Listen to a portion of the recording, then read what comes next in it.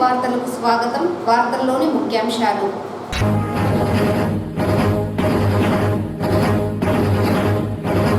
ప్రజా సమస్యల పరిష్కారానికి అత్యంత ప్రాధాన్యతనిస్తా చిత్తూరు జిల్లా నూతన కలెక్టర్ సుమిత్ కుమార్.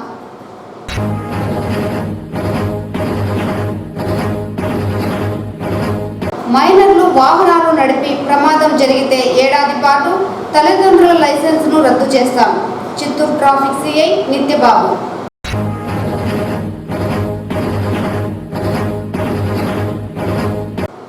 నగర పరిధిలో నెలకొన్న సమస్యలను తక్షణమే పరిష్కరించే అన్ని చర్యలు చేపట్టాలి. ప్రజా సమస్యల పరిష్కార వేదిక కార్యక్రమంలో నగర కమిషనర్ అరుణ ఆదేశం. వార్తల్లోని వివరాలు. చిత్తూరు జిల్లా నూతన కలెక్టర్గా సుమిత్ కుమార్ సోమవారం ఉదయం బాధ్యతలు స్వీకరించారు.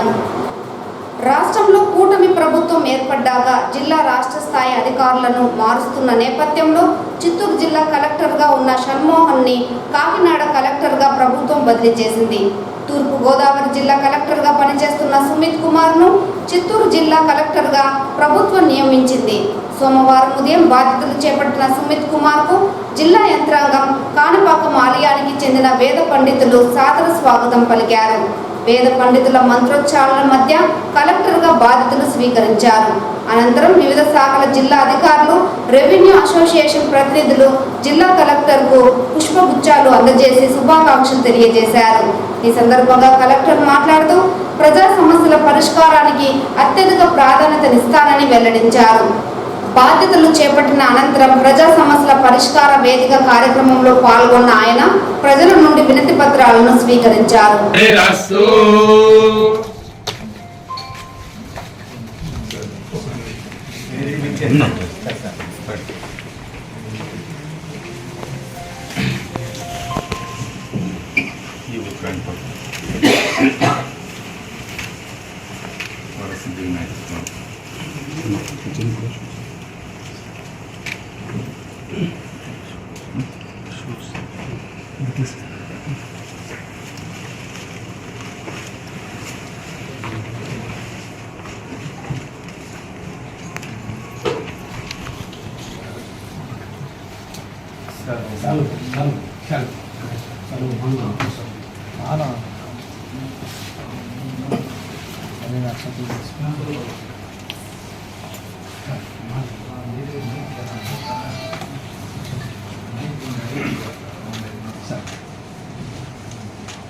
शतंजीव शरदो वर्धमाने शिवनिगमो भवति शतमिति शतंदेव वक्त्रमभिरक्षतादिमो अस्य दिपौत्रौ प्रजया पशुभिर्निधनैर्जायते यस्येवो विदुषो निहोत्रं जुह्वति यमुदेव देवो वेद नमो नमो भवति नमो नम इति नमः भवति जायमानः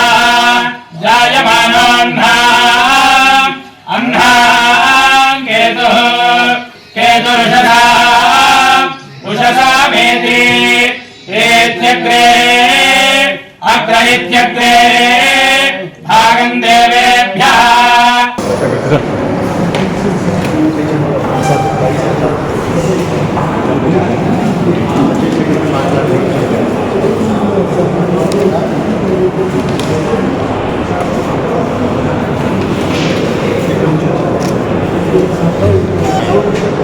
చిత్తూరు మున్సిపాలిటీ ఉంది.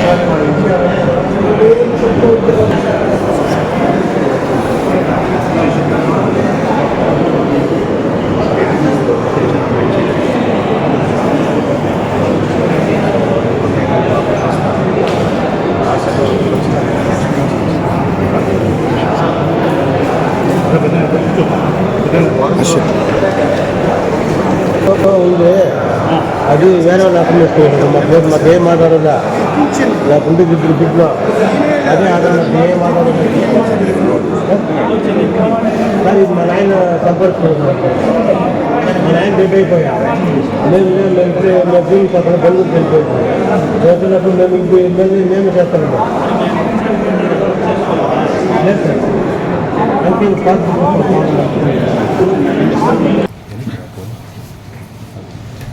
Okay sir. నేను సుమిత్ కుమార్ గాంధీ, ఈరోజు చిత్తూరు జిల్లా కలెక్టర్ చార్జ్ తీసుకుంటున్నారు. ప్రీవియస్గా నేను ఏఎస్ఆర్ జిల్లా మరియు వెస్ట్ గోదావరి జిల్లాలో పనిచేశాను. సో ముఖ్యంగా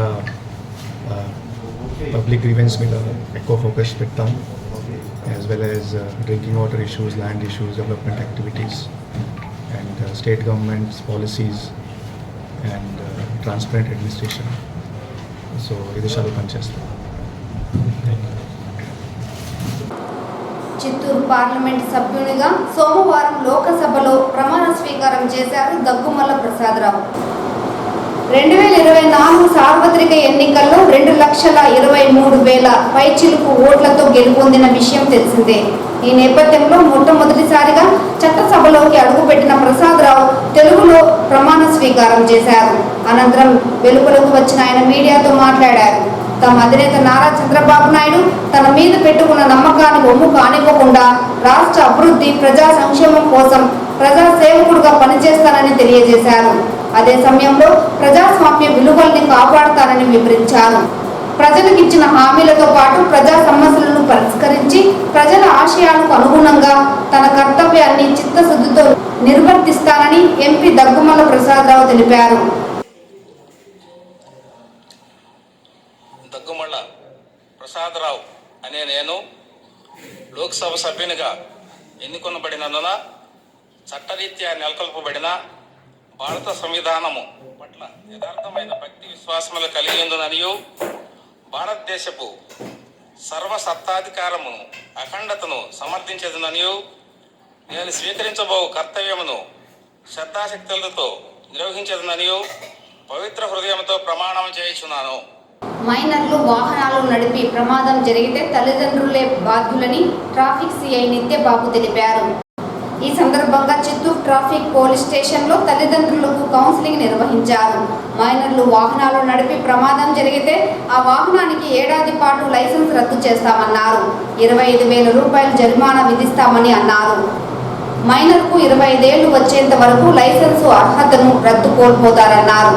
తల్లిదండ్రులపైన కేసు నమోదు చేస్తామని హెచ్చరించారు.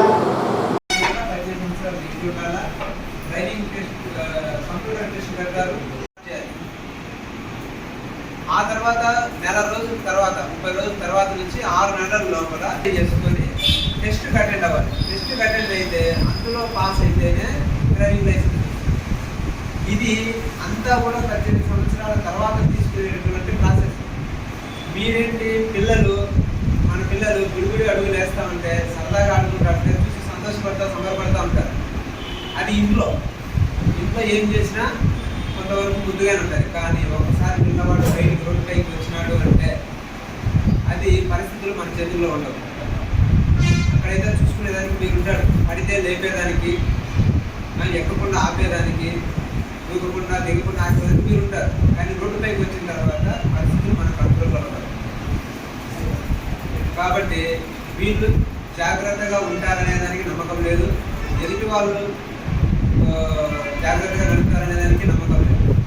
దాంట్లో ప్రమాదాలు జరిగేటటువంటి అవకాశం ఎక్కువ ఉంది.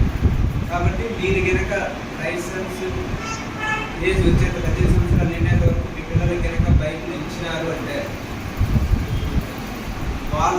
మీది బాధ్యత. మీ పైన కేసులు కడతాం. ఇప్పటివరకు కౌన్సిలింగ్ ఇస్తున్నాము, ఇక మీద నుంచి కేసులు కడతాము. ఏదైనా ప్రమాదం జరిగితే మైనర్స్ కనుక వాహనాలు నడుపుతూ వాళ్ళు ఎవరి పట్ల అయినా యాక్సిడెంట్ చేసినట్లయితే కేసు పెడితే మీ పైన పెడతాం, వాళ్ళపైన కాదు. పెట్టి కోర్టులో హాజరుపరిస్తే 25,000 రూపాయలు ఫైన్. 1 సంవత్సరం వరకు ఆ బండి ఎవరైతే ఇస్తారో ఆ బండికి రిజిస్ట్రేషన్ రద్దు చేస్తారు. తర్వాత పిల్లవాడికి 25 సంవత్సరాలు వచ్చేంత వరకు లైసెన్స్ అనేది రాదు, ఇవ్వరు. కాబట్టి దీన్ని దృష్టిలో పెట్టుకుని వీటన్నిటికంటే ముఖ్యంగా మీ పిల్లల ప్రాణాలు. పెద్ద బండి తీయించినారు, దీంట్లో ప్రిస్టేజ్ తీసుకుంటున్నారు. వాడికి వాళ్ళు పెద్ద బండి తీయించినారు, నాకు తీపించని పిల్లలు మారాం చేస్తారు. చిత్తూరు నగరపాలక కార్యాలయంలో సోమవారం నిర్వహించిన ప్రజా ఫిర్యాదుల పరిష్కార వేదిక కార్యక్రమంలో 9 వినతులు అందినట్లు నగర కమిషనర్ అరుణ తెలిపారు. కమిషనర్ ఆదేశాల మేరకు సహాయక కమిషనర్ రామకృష్ణుడు ప్రజల నుంచి వినతులు స్వీకరించారు. ఈ కార్యక్రమంలో భాగంగా ప్రజారోగ్య విభాగంకు 4, ఇంజనీరింగ్ విభాగంకు 3, టౌన్ ప్లానింగ్ 1, మెహ్మాకి 1 చొప్పున మొత్తం 9 వినతులు అందాయన్నారు. వినతులను సంబంధిత అధికారులు క్షేత్రస్థాయిలో విచారించి పరిష్కరించాలన్నారు. ప్రజా ఫిర్యాదుల పరిష్కార వేదిక కార్యక్రమంలో ప్రజల నుంచి అందే వినతుల పరిష్కారానికి అధిక ప్రాధాన్యత ఇవ్వాలన్నారు. ఈ కార్యక్రమంలో వివిధ విభాగాల అధికారులు పాల్గొన్నారు. తన గెలుపు కృషి చేసిన ఆర్యవైశ్య సంఘం నేతలతో పాటు ప్రజలకు ఎల్లప్పుడూ సేవలు అందించడంలో ముందు ఉంటారని తిరుపతి జనసేన ఎమ్మెల్యే ఆర్వి శ్రీనివాసులు తెలిపారు. సోమవారం తిరుపతి నగరంలో ఆర్యవైశ్య సంఘం నేతలతో ఆత్మీయ సమావేశాన్ని ఏర్పాటు చేశారు. ఈ సందర్భంగా నేతలు ఎమ్మెల్యే ఆర్వి శ్రీనివాసులను ఘనంగా సత్కరించారు. అనంతరం ఎమ్మెల్యే మాట్లాడుతూ తిరుపతి జనసేన ఎమ్మెల్యే అభ్యర్థిగా 63,000 పైచిలుకు ఓట్లతో ప్రజలు తనపై నమ్మకం నుంచి గెలిపించారని, ఇందులో భాగంగానే తాను ఎల్లప్పుడూ ప్రజాసేవ చేసేందుకు ముందు ఉంటానని పేర్కొన్నారు. అలాగే ఆర్యవైశ్య సంఘం నేతలు ఆత్మీయ సమావేశంలో తాను పాల్గొనడం ఎంతో సంతోషంగా ఉందన్న ఆయన తన గెలుపు కోసం కృషి చేసిన ప్రతి ఒక్కరికి ప్రత్యేక ధన్యవాదాలు తెలియజేశారు. తిరుమల కొండపై టీటీడీ ఈవో ధర్మారెడ్డి భజన బ్యాచ్ను తక్షణమే తొలగించాలని బీజేపీ నాయకులు నవీన్ కుమార్ రెడ్డి డిమాండ్ చేశారు. ఈ సందర్భంగా ఆయన మాట్లాడుతూ తిరుమల తిరుపతి దేవస్థానంలో అర్హత లేకపోయినా వైఎస్ జగన్మోహన్ రెడ్డి అన్నతో గత 5 సంవత్సరాలుగా వివిధ శాఖల్లో పెత్తనం చెలాయించిన ధర్మారెడ్డి అవినీతి అక్రమాలకు కొమ్ము కాసిన ధర్మారెడ్డి భక్త భజన మండల ఉద్యోగస్తులను తక్షణమే తొలగించాలని పేర్కొన్నారు. టీటీడీలో పూర్తి స్థాయిలో ప్రక్షాళన జరగాలంటే నూతనంగా ఎన్నికైన ఈవో మొదటిగా తిరుమల జేఈఓ కార్యాలయం, శ్రీవారి ఆలయం ఇంజనీరింగ్ శాఖ, తిరుమల రెవెన్యూ శాఖతో పాటు అన్నదానం లాంటి అనేక కీలక స్థానాలలో సుదీర్ఘ కాలంగా తిష్టవేసి విధులు కొనసాగిస్తున్న ఉద్యోగస్తులను సాగనంపి ఇతర టీటీడీ ఉద్యోగస్తులకు అవకాశం కల్పించేలా ప్రక్షాళన చేయాలన్నారు. అలాగే అవినీతి అక్రమాలపై పూర్తి స్థాయిలో విచారణ జరిపించాలని కోరారు. వ్యవహరించారో వాళ్ళందరినీ కూడా నేను టీటీడీ ఈఓ శ్యామలరావు గారికి విజ్ఞప్తి చేస్తున్నా, వాళ్ళందరినీ కొండ నుంచి కిందకి దించండి, లేదా ఋషికేశ్, కన్యాకుమారి, ఢిల్లీకి బదిలీలు చేయండి. ఎందుకంటే సుదీర్ఘ కాలంగా జేఈఓ కార్యాలయంలో తిష్టవేసి ఈరోజు శ్రీవారి సేవా టికెట్లని సినిమా టికెట్ల లాగా అయిన వారికి ఆకుల్లో పెట్టి అమ్మేశారో వాళ్ళు ఎవరైతే ఆ సిబ్బంది ఉన్నారో వాళ్ళ మీద ప్రత్యేకమైనటువంటి ఏసీబీ అధికారులు నిఘా పెడితే నమ్మలేని నిజాలు, అక్రమ సంపాదన, వాళ్ళ బ్యాంక్ అకౌంట్లు చూస్తే అసలు నివ్వెరపోయే అకౌంట్లు వెలుగులోకి వస్తాయి. అలా దృష్టి పెట్టాలని చెప్పి నేను ఈఓ గారికి విజ్ఞప్తి చేస్తున్నా.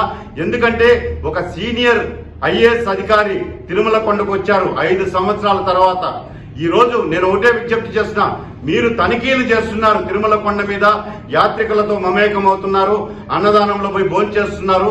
కానీ మీ చుట్టుపక్కల ఉన్నటువంటి కొంతమంది అధికారులు గతంలో ఉన్నటువంటి ధర్మారెడ్డికి భజన చేసినటువంటి అధికారులు కాబట్టి వాళ్ళని పెట్టుకొని మీరు తనిఖీలు చేసినా కూడా వాళ్ళు గతంలో జరిగినటువంటి వాస్తవాలను, భక్తులు, స్థానికులు ఎదుర్కొన్నటువంటి సమస్యలను మీ దృష్టికి రానివ్వరు. మిమ్మల్ని తప్పుదోవ పట్టించే ప్రయత్నాలు చేస్తారు తప్ప వాస్తవాలు ఎటువంటి పరిస్థితుల్లో మీకు చెప్పరు. కాబట్టి ఈఓ శ్యామలరావు గారు ఎవరైతే గత కొన్ని సంవత్సరాలుగా కొండపైన ఉన్నారో వాళ్ళందరినీ కూడా ప్రక్షాళన చేయండి. వాళ్ళని ప్రక్షాళన చేస్తే తిరుమల పవిత్రత పూర్వ వైభవం సంతరించుకుంటుంది.